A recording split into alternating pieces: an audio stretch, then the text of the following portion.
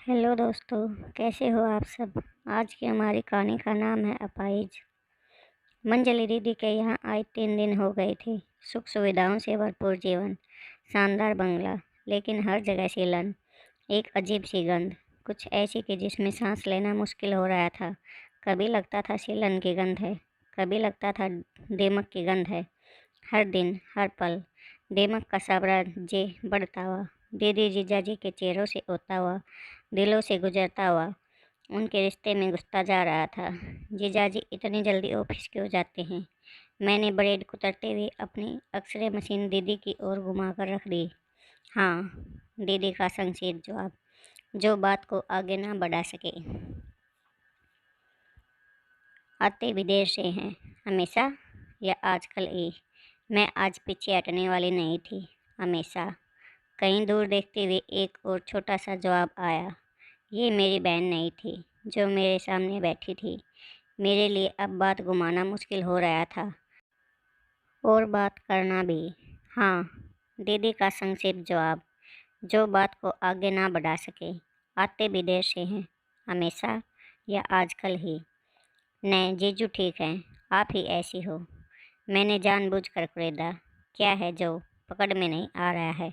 हाँ, मैं ही ऐसी हूँ, स्पष्ट स्वीकारोक्ति। मैंने जानबूझकर कुरेदा। क्या है जो पकड़ में नहीं आ रहा है?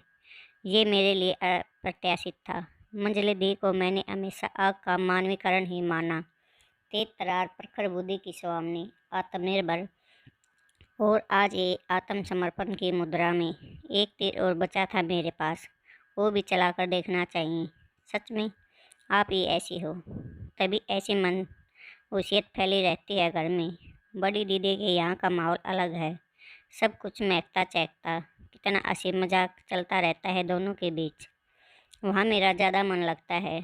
आखिरी पंक्ति बोलते हुए मुझे लगा, बात जानने की जिद में दीदी का मन तो नहीं दुखा गई मैं?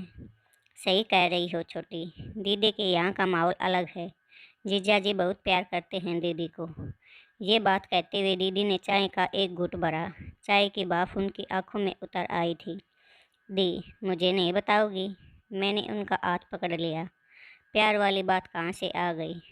आपको भी तो जीजू नहीं रही। दीदी ने मेरा हाथ सहलाते हुए कहा, ये मुझे प्यार नहीं करते। मैं अवाक रह गई। इतनी बड़ी बात दी इतनी सहजता से कैसे बोल गई? बहुत देर सन्नाटा पसरा रहा। दीदी संभलने की कोशिश कर रही थी और मैं उनके संभलने का इंतजार। उनके आंसू चाय में गिर रहे थे। चाय ठंडी होती जा रही थी और सीलन की गंध तेज होती जा रही थी।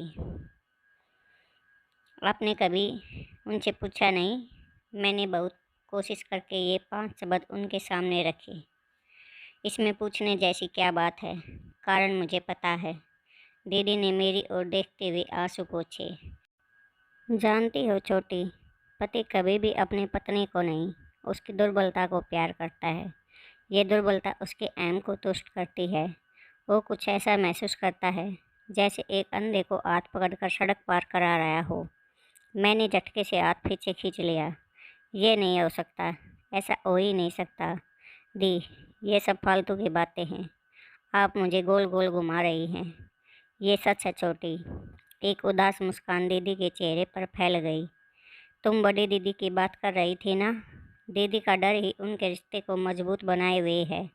हर बात में मैं ये नहीं कर सकती, मैं वहाँ अकेले नहीं जा सकती। आप बताइए ना, ये कैसे होगा? मेरे वश का नहीं है। यही वो कमजोरी है जो जीजाजी के अंदर बैठे पुरुष को संतुष्ट करती रहती है और सब कुछ अच्छा चलता रहता है। तुमने सुना नहीं? जब भी सब लोग इकट्ठा होते हैं, जीजाजी अपने उपलब्धियों वाली फाइल खोलकर बैठ जाते हैं। बीए करके आई थी, हमने एमए कराया। या फिर कार चलाने में हाथ पैर कांपते थे इसके, हमने खूब प्रैक्टिस कराई। एक पुरुष अपनी स्त्री को अपने ऊपर निर्भर, डरी हुई, अपाहिज रूप में ही स्वीकार कर पाता है, प्यार कर पाता है। और अगर स्त्री अपाहिज नहीं है तो? दीदी की आवाज़ कांपने लगी थी। मैंने उनका हाथ कसकर पकड़ लिया। अगर स्त्री अपाहिज नहीं है तो? मैंने अपने शौहर में भी कंपन महसूस किया। तो वो बहुत जल्दी ऑफिस जाता है और बहुत देर से घर आता है। क्योंकि उसको पता होता है कि उसके बिना भी घर के सारे काम हो जाएंगे, इसलिए उसे घर आने की कोई जल्दी भी नहीं होती है।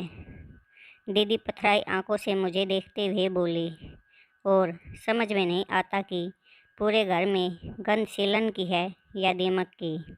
तो प्यारे दोस्तों, आपको हमारी आज की ये कहानी कैसी लगी, कमेंट करके ज़रूर बताइएगा।